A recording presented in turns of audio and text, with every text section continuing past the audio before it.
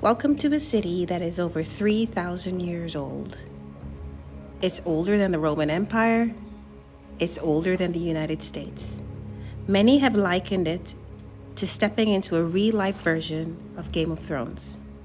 It has seen war, it has seen monarchs, and it has one of the oldest organs in all of Europe. This place also has the largest brick building in the world. Welcome to Albi.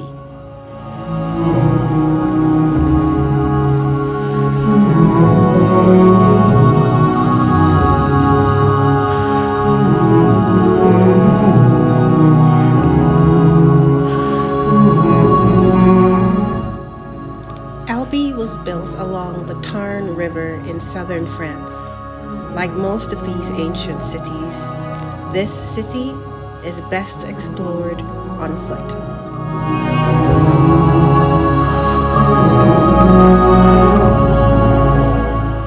The mayor of this town is Stephanie Giraud-Chaumet, and it is a UNESCO World Heritage Site.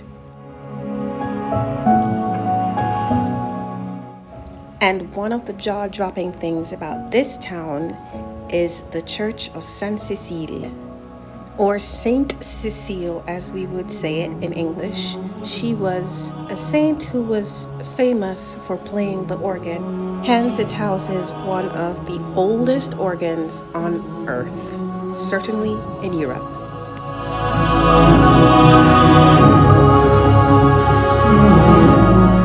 Saint Cecile is built like such a fortress because it was built during a time when the Cathars needed to defend themselves from the Catholic Church.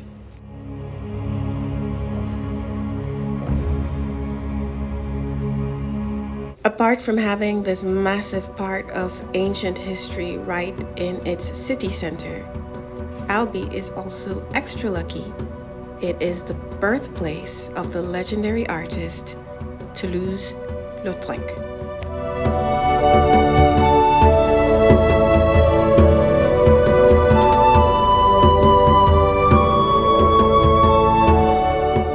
Albi has by far the largest collection of works by ToulouseLautrec. ToulouseLautrec was born in 1864 into a family of wealthy landowners. His grandmothers on both sides were sisters. His parents were first cousins. This intermarriage is often the reason given for the genetic illnesses he suffered and Lautrec's fragile health in general.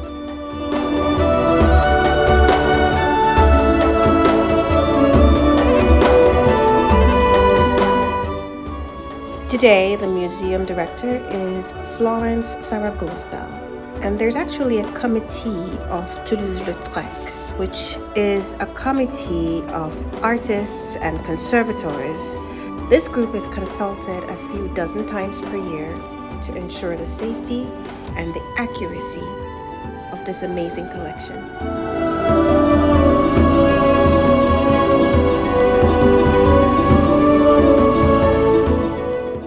Toulouse, given his noble upbringing, was educated starting at 16 years old in the traditional ways of painting of that time. Even at a young age, he made the caricatures of those who were closest to him, never self-portraits. He had many periods of recovery from illnesses in his childhood, and these downtimes were spent mostly drawing. He drew traditional subjects of hunting, parties, and dogs, horses, family estates, the people who worked on the estate. This all changed when he moved from Albi to Paris.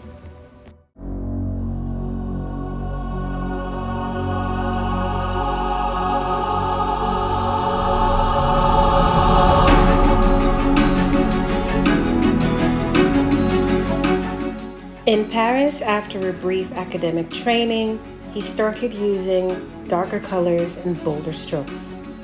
His models were never sexualized or idealized in any way. They were sex workers simply in their environment.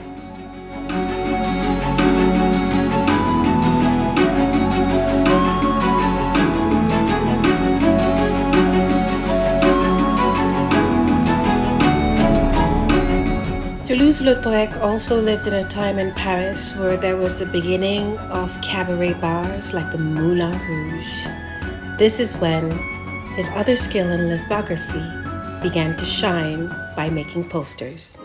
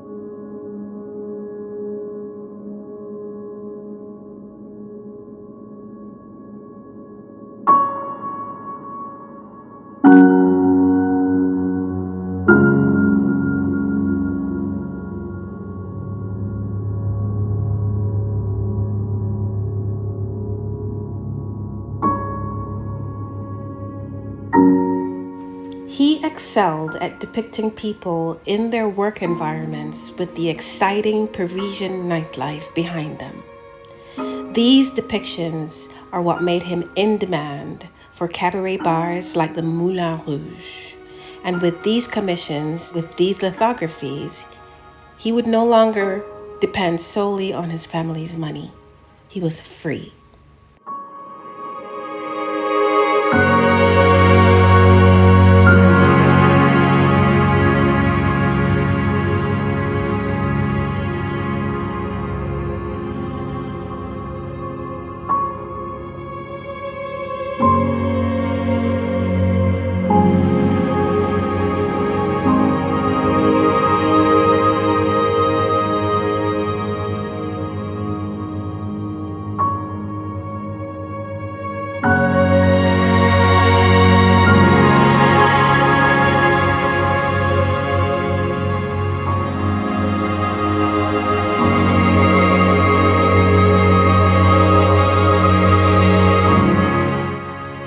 In the generations to come, Anji Toulouse-Lautrec has inspired so many artists, including myself.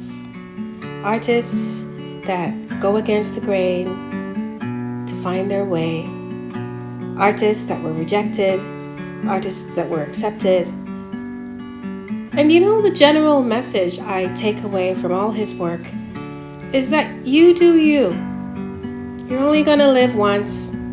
Live your life, create, and be kind to people. Because after all of the work that he did, the thousands and thousands of work, it was very clear that the people he worked with, the people he drew, they liked him.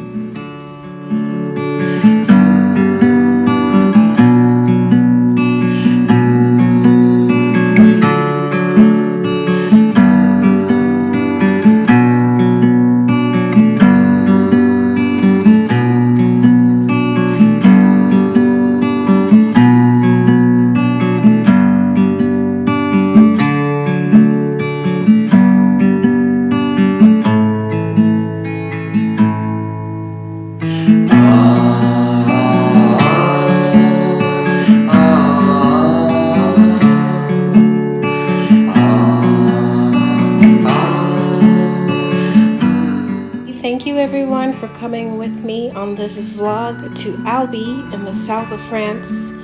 And I think the works of Toulouse-Lautrec is very fitting in this severe, what was once a bishop's palace, because it's a man who painted nightlife and fun and debauchery, and the building it's housed in is the very opposite of that.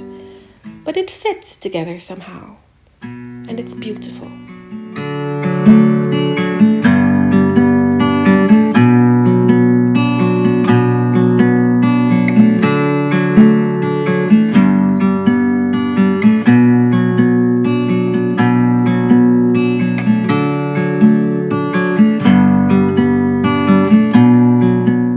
Don't forget to like and subscribe, and I'll see you next time.